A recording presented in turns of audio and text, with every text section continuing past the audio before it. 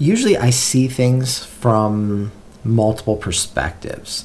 And at times it makes it difficult for me to make choices. These days we're dealing with the Israeli-Palestinian conflict. It got me thinking, this is a very polarized topic. You have people on both sides that have very strong feelings about their side, about, everyone should believe what we believe. Everyone should side with us. And if you don't, you're an evil person, right? They're trying to make it simple for people to choose, right? Polarizing people, drawing lines in the sand always makes things simpler, right? I know there are a lot of people out there who are like, you know what? This is a bit too much for me. I really don't want to get involved. I don't want to pick sides. And I can understand that, because inherent in any side, especially when there are two choices, those two sides, those two choices are rarely the right choice, because there's always something good and bad. And if we just dig a little bit deeper, if we explore the different options, we'll find there are a lot more ways to look at the situation. There are a lot more ways to resolve the situation. And so that's what I want to kind of dig into today. I'm talking about the Palestinian-Israeli conflict, but this applies to so many different areas of our lives.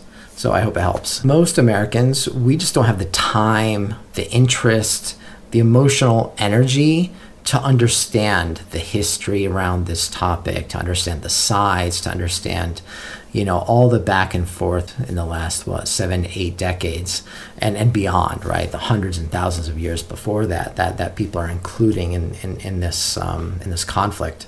And I can't blame people. It is a lot. And we have so many more pressing things on our plate right now. And it seems like, why would we invest time and energy into a topic that really has nothing to do with us? And I think that's the question I have. Does it have nothing to do with us? In such an interconnected world, things that seem distant are no longer distant. Whether it's the communications, whether it's the economics, there's so many ways that we're connected to the rest of the world. This idea that it's not our problem, that, this has nothing to do with us, actually is not very true. I remember 9/11, and I remember listening to the news reports around that time, and what were the motivations of the people who hijacked those planes and ran them into the World Trade Center, the Pentagon, so on.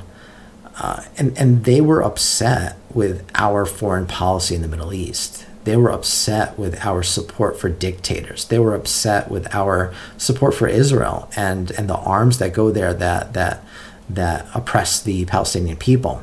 We are very much connected. Those hijackers, no matter how wrong they were, it was that motivation that caused them to attack our country.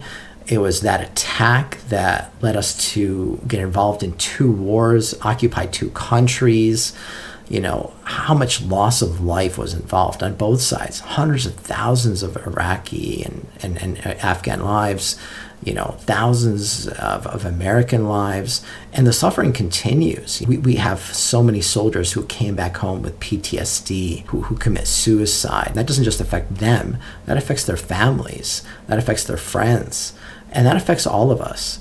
So we are very much connected to this conflict, whether or not we like it, whether or not it's fair, whether or not we want to pick a side, whether or not we know the history. And that's why I'm like, I don't like the framing. I don't like the manipulation that both sides engage in. Either you choose us or you're evil. I always think there's another way. It goes back to a book I read before, Decisive, where, they say typically people break down problems and conflicts into two answers, 2 possible resolutions to the conflict. And rarely are those 2 options the only ones we have, and rarely are those 2 options one of the best ones. And so I always like to dig deeper. And I think, rather than forcing Americans to say well, we side with Israel, we side with Palestine, what outcome do we want? I think the vast majority of us would love peace. peace in the world, peace for our country. We don't want to be attacked again. We don't want to get dragged into this again. We don't want to be spending billions of dollars supporting one side or the other or both sides.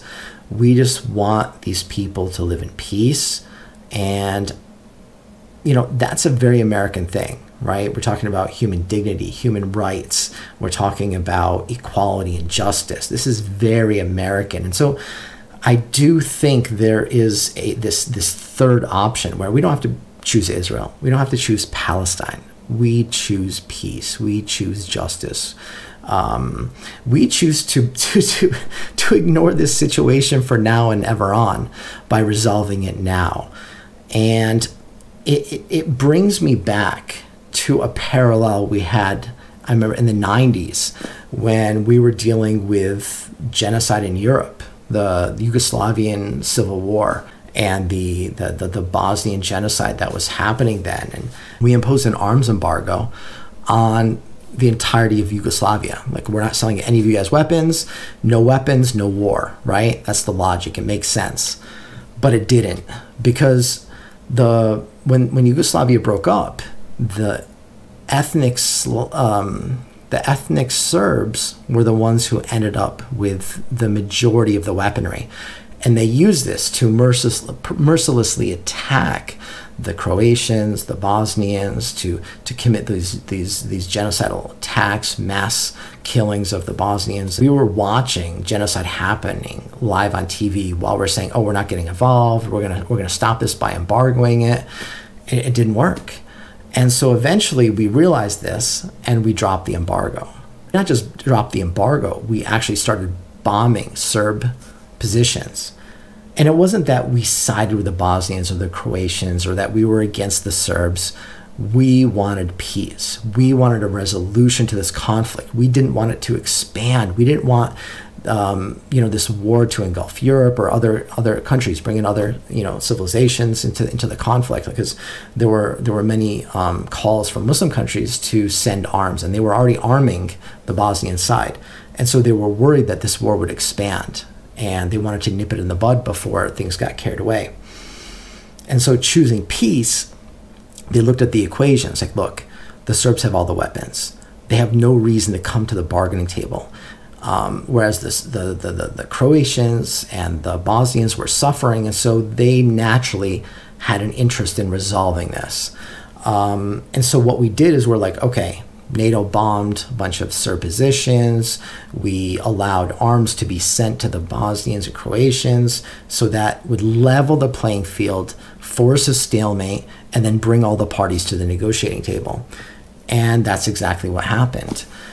So that parallel definitely applies today.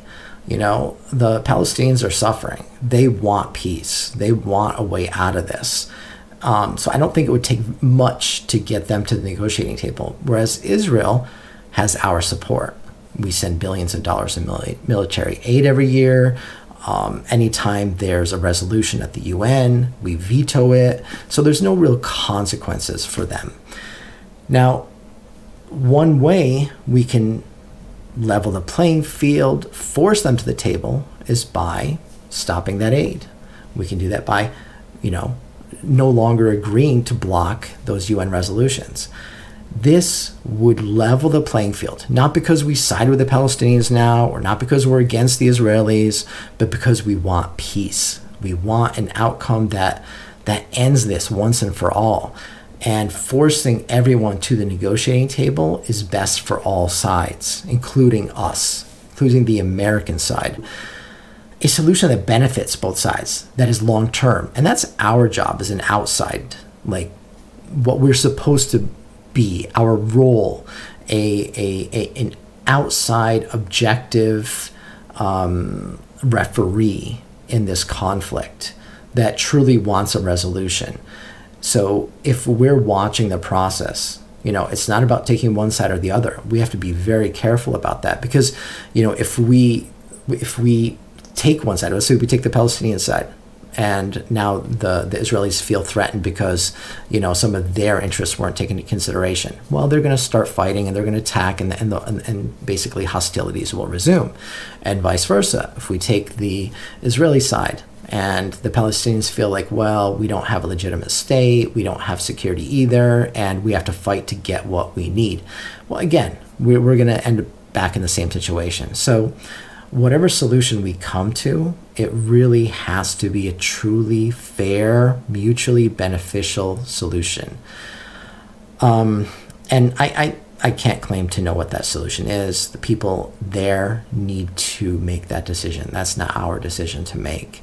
But as an outside party, as a party that can exert pressure and force both sides to come to the negotiating table, I think that's really the imperative here. That's where our actions can really be directed and can really lead to a positive outcome that, one, reflects our goals of peace, justice, equality, human rights, and two, really gets us out of this constant cycle of violence that's happening there, that doesn't just harm their lives and their people and, the families here who have relatives on both sides of the conflict, but, drags us into wars we don't want to be a part of, drags us into conflicts that causes attacks being launched against us, that creates hostility around the world, that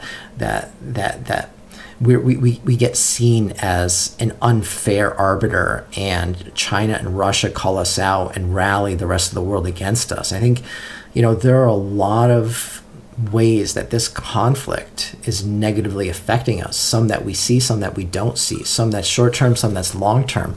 And I think the only way we get out of this is by representing ourselves, by picking not the Israeli side, not the Palestinian side, but our side, our interests. But again, our interests in the sense of peace, justice, human rights for all. I wonder what you guys think. Thanks for listening. Curious to hear what you say.